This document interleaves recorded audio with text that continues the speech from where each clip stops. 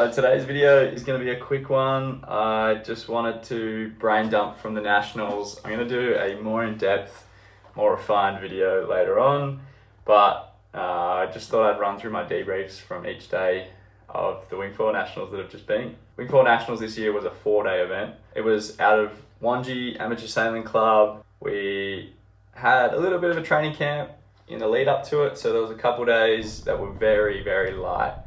I'm saying like 5 to 10 knot days where we do some drills and practice racing. It was a whole bunch of fun. And then day one hit and it was looking sort of forecast 15 to 18 knots. And I put a bit of faith in the forecast, and this is probably the first lesson of the Nationals for me. And that was essentially wing choice. I was one of the few people out on the larger choice of wings. I went out on the 7 meter thinking, it's going to cap out at 22 knots. I don't want to be underpowered on the 5.5, so let's just give it a crack with the 7. Launched, got out to the racetrack. It was probably already like 15 to 18 knots when we got out there, and it slowly crept in more and more during the day. The way the Wing 4 Nationals worked this year was we had a qualifying series, so that was going to be up to 4 races. And it's basically, assuming we got some racing in on the first day, it would pretty much just be the racing that we got in on that first day. So we got 3 races done. The 4th one didn't go ahead on day 1 because it got quite breezy and a little bit unstable. I think it must have been a little bit hard for them to kind of lock in a course with the breeze shifting around a bit, and they also registered a peak wind speed of I think like 34 knots, like a peak gust of 34 knots, which was pretty damn insane. But yeah, the first thing that I took away from day 1 was wing choice can be tough.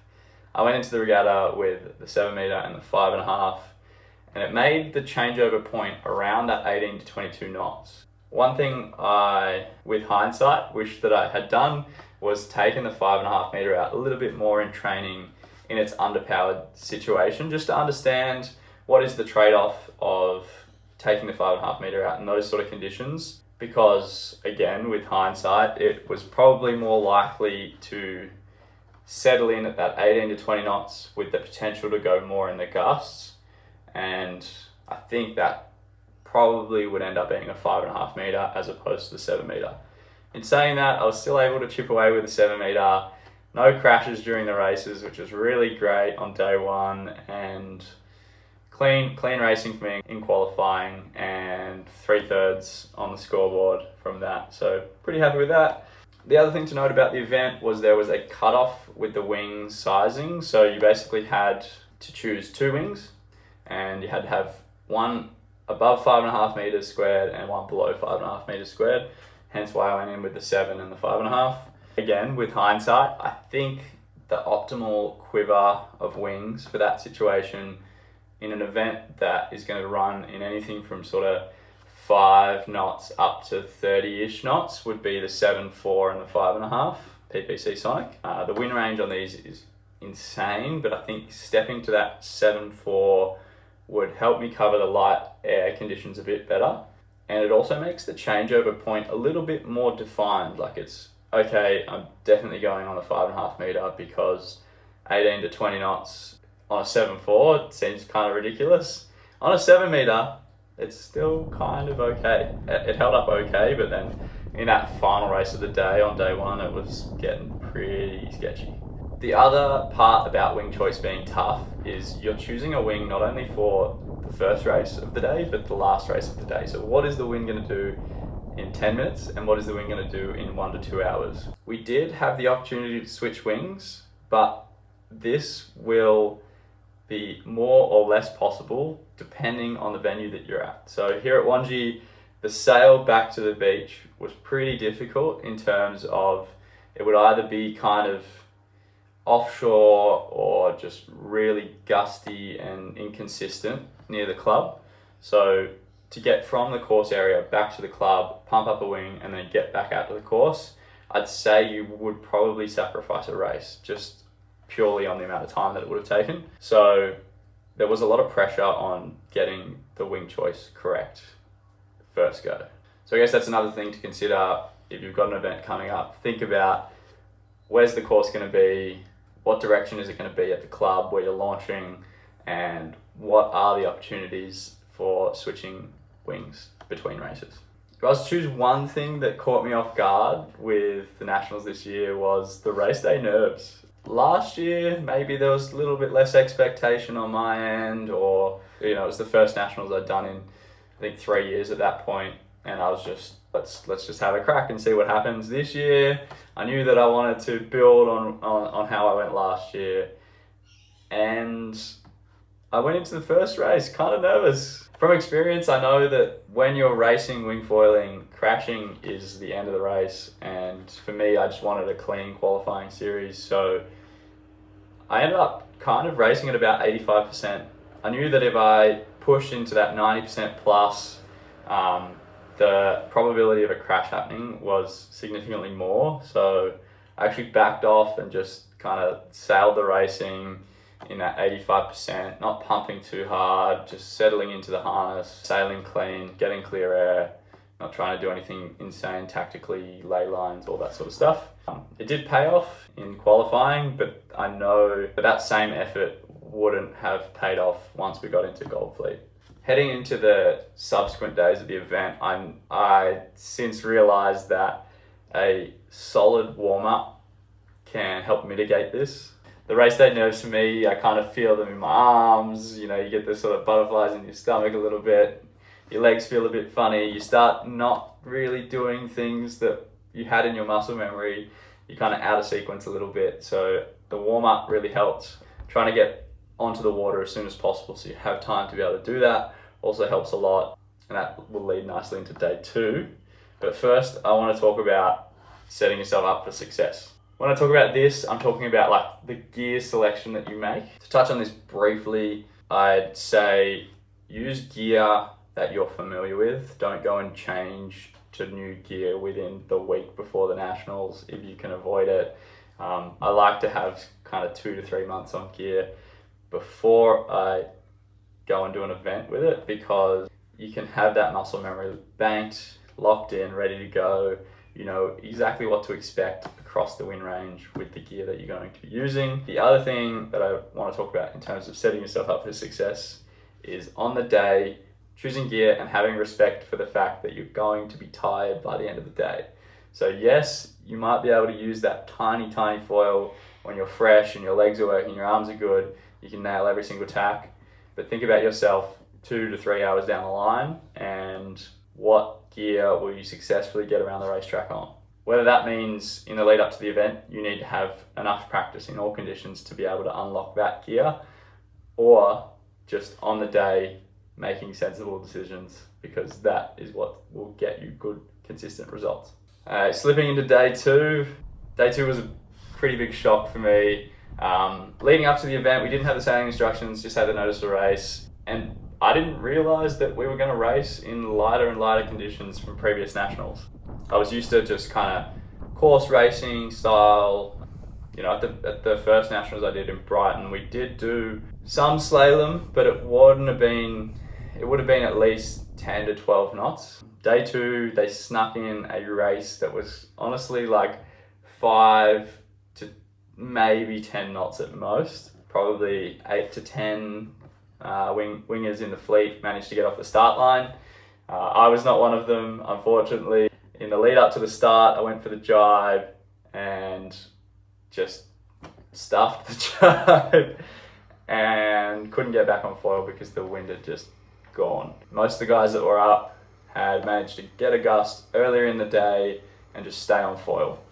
I was the same until I crashed that jibe in the lead up to the start, so that race was done for me. I got a DNF. I think of the 10 people that raced, 6 potentially finished. A lot of the guys got to the 2nd or 3rd mark and wasn't enough breeze to continue racing for them. So that was an eye-opening thing for me. I'm going to spend a lot more time light wind racing, working on those light wind skills and reaching as well, because that is definitely something that I missed in my training. It's just focusing on that windward leeward format and missed out on really dialing in that reach, and there's probably some points on the table there because of that. There's a few lessons there, like to understand what conditions you're going to race in at any event. That'll help determine your gear choice, your board choice as well. I found that a lot of people were surprised by the size of the boards that the racers use, for those that aren't coming from a racing background. I had a 93 litre board. I think some of the other guys my size were creeping into the 100 litres sort of thing. I think it really helps to have above body weight in litres for your board, even up to like sort of 25% above, especially for that light wind stuff. And the same for your wing choice. As I mentioned, like with hindsight, the 7.4 and the 5.5 metre was probably the right choice for this event for me at 85 kilos. So that was day 2, pretty uneventful for me. Picked up my drop race, and then we went into day 3. I think the story of day 3 was, yes, we got a whole bunch of racing in, but it really showed who had the skill and control of their foil when it was in the water and when it was out of the water as well, because there was a lot of seaweed, and there were some guys that were really, really good at clearing the seaweed from their foil. And then there was a few of us that could do it, but weren't overly confident that they were going to land every time. And then there was some people that just had to sort of touch and go to be able to try and clear some seaweed. We had 5 really awesome races, and the aim of the game for me was just clear air and keeping it clean with the seaweed when it made sense to do so.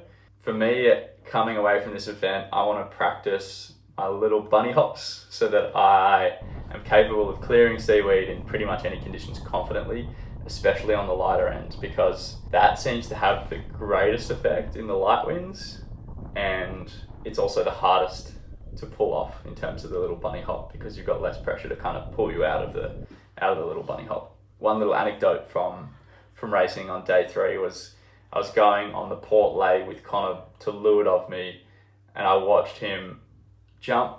He does this little twist and then twists back as the foil enters the water, and his foil would have gone this deep into the water on landing the jump. Like, incredibly skilled at controlling his foil in and out of the water, and definitely something that I want to work on to be able to replicate, because it's a really important skill. You never know when the seaweed's going to show up. Whilst it is something that's super easy to complain about and blame for your results, the guys at the top are, on the same racetrack as you, and they're making it work. So definitely a skill to practice. Other thing from day 3 was starts. It was the first day of upwind starts in Goldfleet. In the earlier races, there was a little bit less pressure. I was finding it pretty hard to grab a clean lane, so I'd often get spat out and then have to try and chase clear afterwards and sort of play catch up.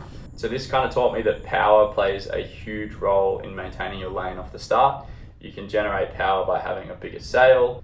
You can generate power by pumping your legs. I had reasonable pumping ability, definitely not up there with the top guys, and definitely something that I want to work on continuously. I think I've been talking about this for the last 3-4 months of the Racing Journal, just every opportunity I can to build up the legs. And again, to sound like a broken record, I think the 7.4 would have really helped me to maintain lanes off the start, just with that extra little bit of grunt, because I knew as the wind came in, race 3, 4 and 5 on that day, I started having cleaner starts, could get my nose out and get to the top mark relatively cleanly. So just be aware of that, right? Off the start line, know who you're starting near, because you're kind of in a direct match with the people above and below you as to whether you'll be able to punch out from them, and that will dictate whether you maintain clear air or you have to go hunting for clear air. And that'll be a balance of the gear you have versus the gear that they have, the fitness that you have versus the fitness that they have, and the technique and skill that you have and the technique and skill that they have. So lots of things to play with there. Final thing for day 3, I touched on a little bit, was just the slalom style of racing. We had the upwind sprint, which starts with the upwind start. You weave up to the top mark, reach across, downwind leg, reach across to another mark, and then reach back to the finish. A lot of reaching, a good chunk of downwind there as well. Obviously with my preparation, a lot of windward leeward stuff, but not much reaching. That is a deficit that I will be working on before Kiwi Nationals. I'm also obviously going to chase up what the Kiwi Nationals format is going to be as much as I possibly can, maybe shoot some messages off and find out for sure. Even still, improving the reaching is just going to help me big time. The big thing with the slalom style of racing for me is you have a small window of opportunity to make big gains from the upwind sprint, because you've got left side of the track versus right side of the track. You've got getting a clear lane off the start. You've got sort of finding pressure before others do, and, timing of when you do your tacks, whether you port start so that you can save one maneuver. There's a lot of little triggers that you can pull to try and make up ground or get yourself to the top mark in good shape. The reaches are quite speed dependent. There's not a lot you can pull off to be able to overtake people on the reach, purely because you're stacking behind them or slightly above to stay out of their dirty air, which means that you have to sail fast enough on the reach all the way around them and in front of them. Otherwise, they'll get boy room at the next mark and they'll be on the inside of you for when they go for the bearway to then head to the downwind. And that inside position can be quite powerful, because when you go for that first jibe, they can kind of simultaneous jibe on you and put you in their dirty air, and then you lose that opportunity to overtake them.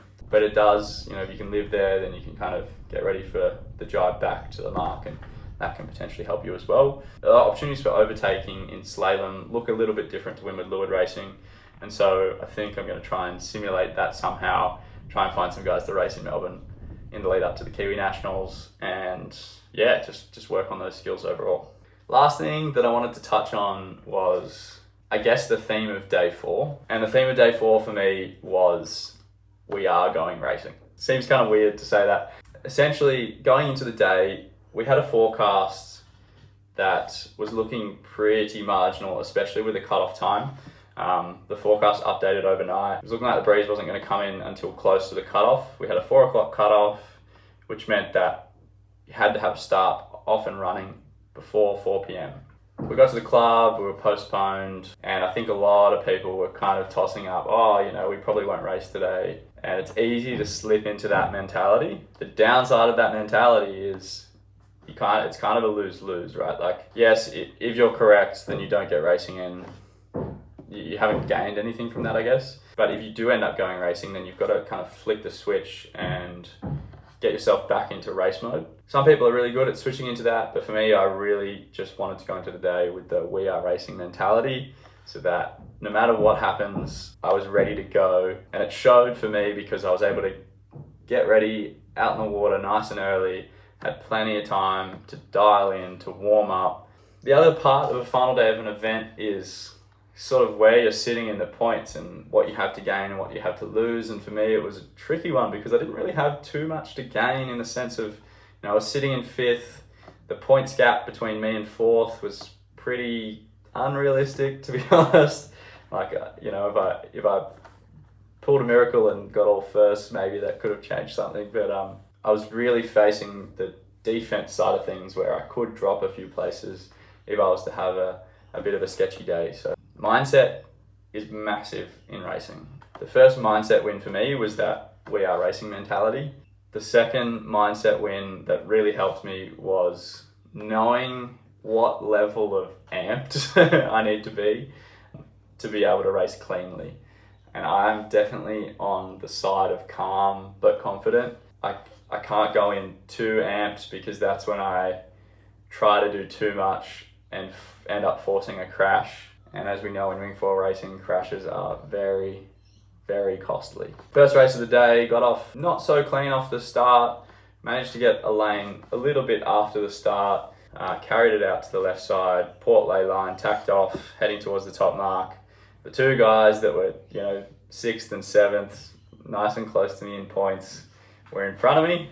I just kept it calm, got to the top mark, tacked over, and noticed that one of them had hit weed, the other had underlaid the mark, I'm pretty sure. And so I knew that the top mark was going to be a bit of a tricky situation, with people kind of stacked around the top mark, being caught out by the weed, meaning that the ley line was no longer the mark, it was those people kind of sitting in the water. So I just kept it clean, went a bit past the mark, tacked around, and just sailed the rest of that race for a clean 5th, I think it was.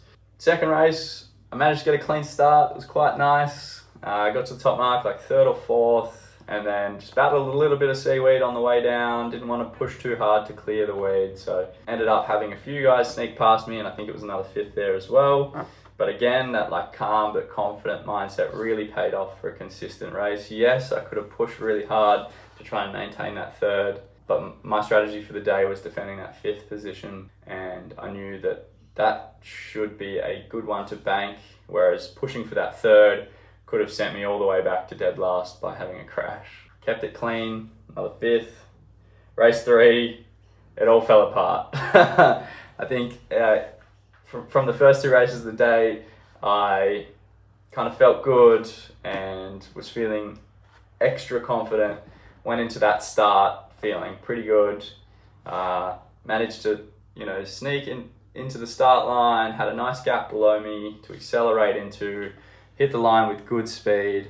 Had the guy below me ready to absolutely nail them by just pumping away. 4 pumps, 5 pumps, 6 pumps into the race. Next one, crashed into a bit of weed, pressing at the same time. So pushing pressure into the board, like foot pumping, and it killed the foil. And I stacked it, the only stack of the whole regatta, off the start line, completely gassed by the whole fleet. So that was a tough pill to swallow, but I managed to get on foil maybe like 20 to 30 seconds later once the fleet had cleared enough and the breeze kind of came in. I pretty much knew this was going to be a drop, but I thought, you know what, let's see what we can do here. So sailed to port lay line, kept it clean, got my clear air, got to the top mark probably in like 18th or something like that. Managed to overtake 1 or 2, just pure speed on the reach, a couple on the downwind, and I think even on the final turning mark I managed to drive on the inside, get good speed to the reach to the finish, and that managed to sneak me back into 13th. Still was my drop, but I'm really proud of what I managed to pull off in that race. Pushing the limits a little bit into the higher risk range just to try and see what I could do. And that's definitely something I'm going to work on into the future, is how much can I push that limit of being close to crashing without crashing. Last race of the day was almost a disaster. I was dragging massive amounts of weed, looked down at the start boat and realized that the start gun had gone. They had a really quick turnaround time for this race because we were approaching the 4 p.m. cutoff, so they sent us as soon as they possibly could, which caught me a little bit off guard. I had so much weed that I couldn't even build speed to be able to jump properly to then clear it. I went for the jump anyway, stacked it, not much breeze around. We're probably at like 2 minutes 30.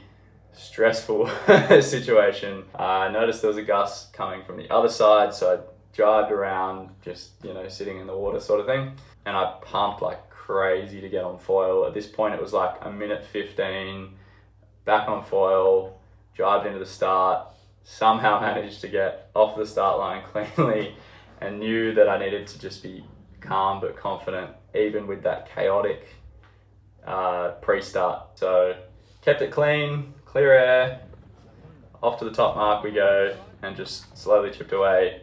And that was my best race of the series. A few guys crashed in front of me. As I said, just kept it calm and snuck away for a 3rd in the last race. So got to be happy with that. Anyway, as I mentioned, I'll be deep diving a few of these concepts in a future video. I'll try and scrape together some footage as well from the racing off the GoPro, and there'll be plenty more to learn from this. But I just wanted to get something out today. Huge shout out to PPC Foiling, OCB Foil Sports, Ford Whip for their support, getting me on the best gear possible for this event. Big shout out to my family for supporting me along the way. And also thank you to all the legends that came up to me at the event saying that my videos helped them improve their winging. Yeah, it was just really cool to kind of get that experience in person. So really appreciate you guys. Had an awesome time at Wing 4 Nationals this year, and really looking forward to the next event. So anyway, as usual, if you like this video, if you like these ones, go check them out as well.